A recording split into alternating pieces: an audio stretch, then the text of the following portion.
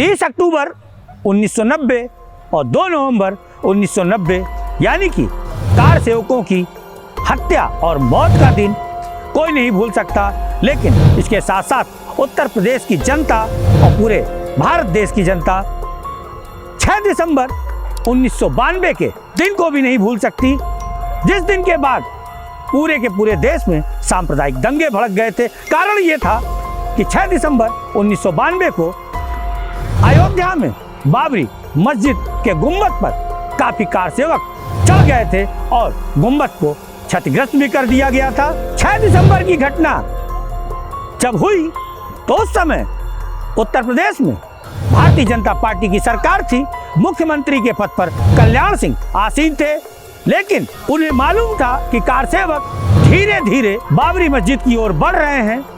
अगर हम कल्याण सिंह के उस समय के दिए गए बयानों को माने, दावों को माने, तो उन पर पीवी नरसिम्हा राव की सरकार का दबाव था कि जैसे मुलायम सिंह यादव ने कार सेवकों पर गोलियां चलवा दी थी, कल्याण सिंह भी कार सेवकों पर गोलियां चलवा दे, लेकिन कल्याण सिंह ने ऐसा नहीं किया। 5 दिसंबर 1992 को भाजपा नेता लाल कृष्ण आडवाणी, उमा भारती के साथ साथ कई अन्य नेता अयोध्या में पहुंच गए और कार सेवकों का जमावड़ा लगने लगा।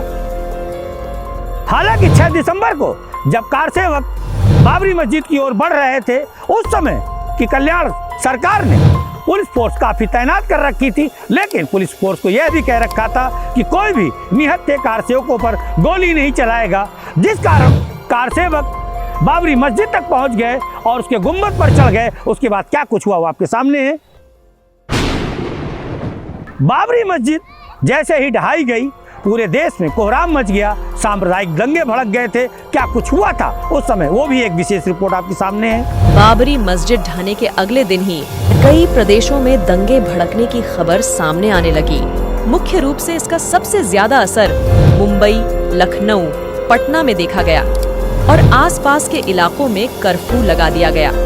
इस घटना का असर पड़ोसी मुल्क पाकिस्तान में भी देखने को मिला। 8 दिसंबर को छपे अमेरिकी अखबार न्यूयॉर्क टाइम्स की रिपोर्ट के मुताबिक 7 दिसंबर के दिन पाकिस्तान में 30 हिंदू मंदिरों को तोड़े जाने की घटनाएं सामने आई थीं।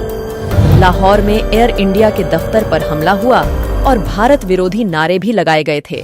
बाबरी विध्वंस के बाद उत्तर प्रदेश के मुख्यमंत्री कल्याण सिंह ने स्वतः अपने पद से इस्तीफा दे दिया था।